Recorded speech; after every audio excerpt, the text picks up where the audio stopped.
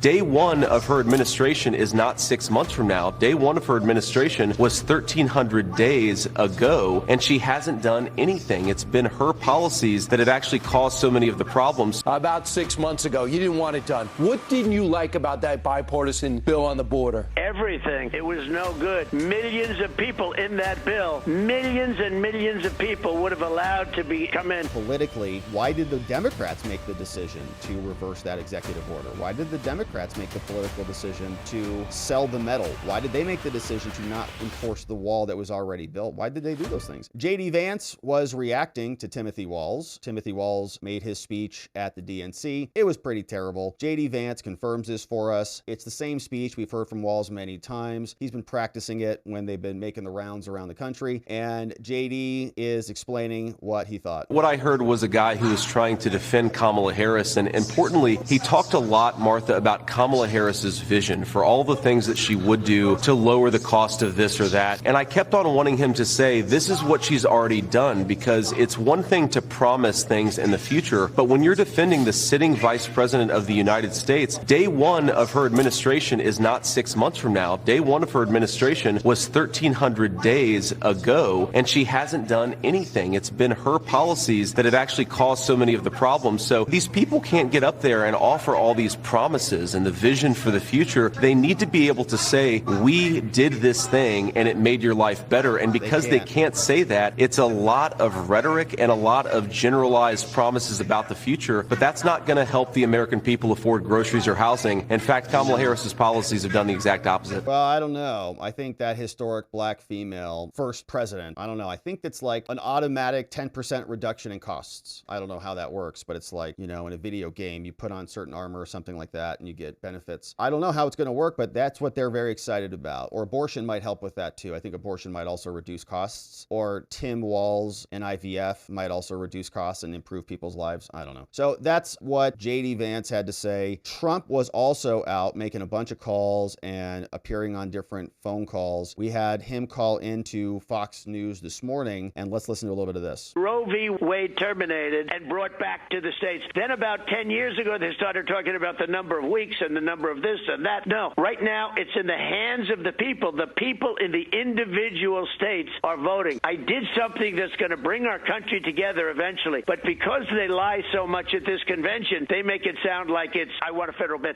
Won't happen. Right. It's not going to happen. It's in the hands of the states. Right. Mr. President, yesterday there was a big announcement or big rumors spreading that RFK Jr. might be dropping out, might be endorsing you. His spokesperson said they will give a live address tomorrow about his path forward. And now there are rumors that he might join you at this rally in Arizona tomorrow to announce that he's supporting you. What's the truth? Have you talked to him? So I've known him for a long time. As you know, he's a little different kind of a guy. Very smart guy. He's a very good person. If he endorsed me, I would be honored by it. He really has his heart in the right place. He is a respected person. Women love some of his policies, and I guess some people don't like some of his policies. But overall, I thought the Democrats, he was a Democrat. I don't know what he is right now, but he was a Democrat. They treated him very badly. I think he would have, he goes around saying he would have beaten Biden in the primary. I think there was a good chance. What they did to him was what they did to Biden. They really were harsh and threw him out. They wouldn't let him go to the vote. I mean, they made it impossible for him to compete in primaries because he was doing so well. And they basically made it impossible for him to do what I think he would have overthrown Biden, because Biden is so bad as a president. When I hear this talk about Mount Rushmore, I turn off your television. If I have to read an article, I just throw it down.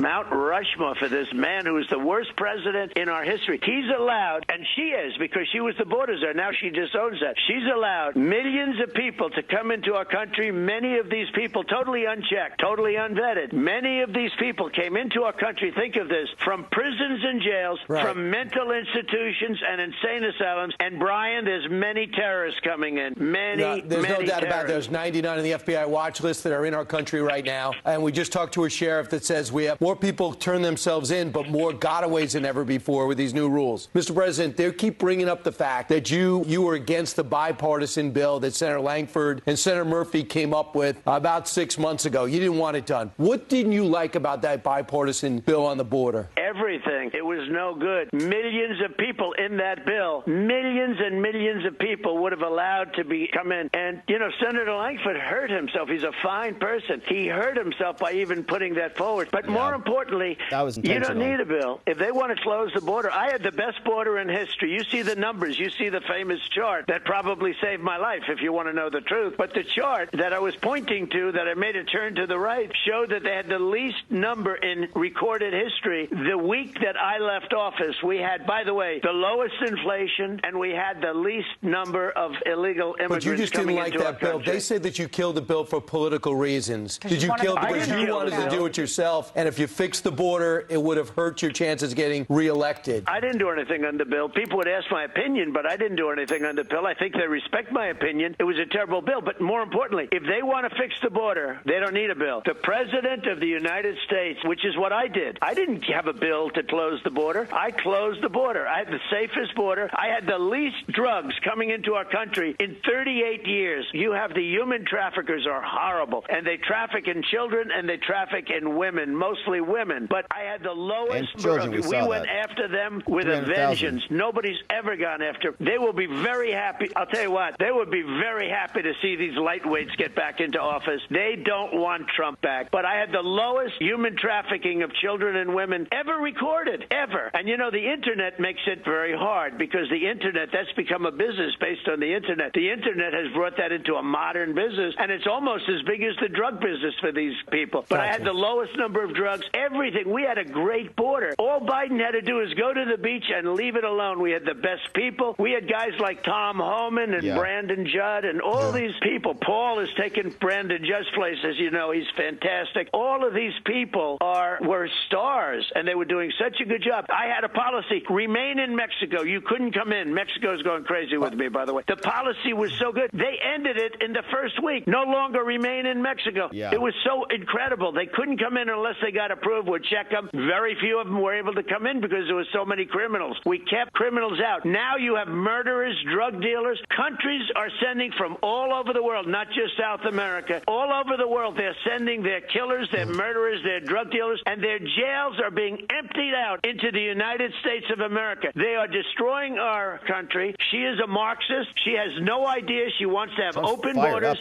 And if she got elected, the next day she'd have no drilling and she'd have open borders. So, Mr. President. So I would like Trump to just add in just a little response to the politics portion of it. I think everything he said there was absolutely right. And if he just says, look, politics, you want to call it political? As soon as they came in, they undid everything that we did. We already had this much wall built. They started to undo that. Remember, there was a story about they purchased huge, I think, pallets of just barriers, and then they just sold them off, like for the metal, like they were already fabricated and everything. They just had to put them up, right? Talk about the politics. They're saying that I obstructed their rigged plan because it was political. As soon as they came into office, they made political decisions to wreck the border. And then they're going to blame us for not agreeing to codify thousands of people coming across every day. They're the political, right, hacks here, right? Some version of that, because he goes back to the record, and I think the record is great, but it's the Democrats who started it, right? And they've kind of usurped that narrative by saying it's the most recent battle on immigration is the most relevant. That's not true at all. The most relevant one is where the border was secure and then they wrecked it. So politically, why did the Democrats make the decision to reverse that executive order? Why did the Democrats make the political decision to sell the metal? Why did they make the decision to not enforce the wall that was already built? Why did they do those things? If they had not made those political decisions, then all of these problems that we're seeing now would have been avoided. And we had created the infrastructure to prevent that. So, the campaign should even come out with a statement on that. Here are all the political decisions that they did to wreck the border. So no, we're not going to codify to the tune of 4,000 people coming across on the daily, which I think is what Langford's bill had. That's lunacy. That's insanity. So, man, Trump sounded good this morning. He sounded fired up. And then he'll be back tomorrow for an actual event. Here's what he said. Today, I am going to inspect the southern border and to meet with the victims whose loved ones were attacked and murdered by illegal aliens set free into America by Comrade Kamala Harris, the radical left Democrat presidential candidate who didn't receive one vote and in her earlier attempt to win against crooked Joe Biden was the first one out of 22 people to quit the race, because she's terrible, and never even made it to the first state of Iowa. The choice in November is simple. Comrade Kamala Harris will bring in hundreds of thousands more illegal alien rapists, drug dealers, and killers years. But President Trump will keep these same people out of our country, send them back to their countries where they belong. I will keep America safe. Under Comrade Kamala, America will be the most dangerous country anywhere in the world. It will revert to third world status very quickly.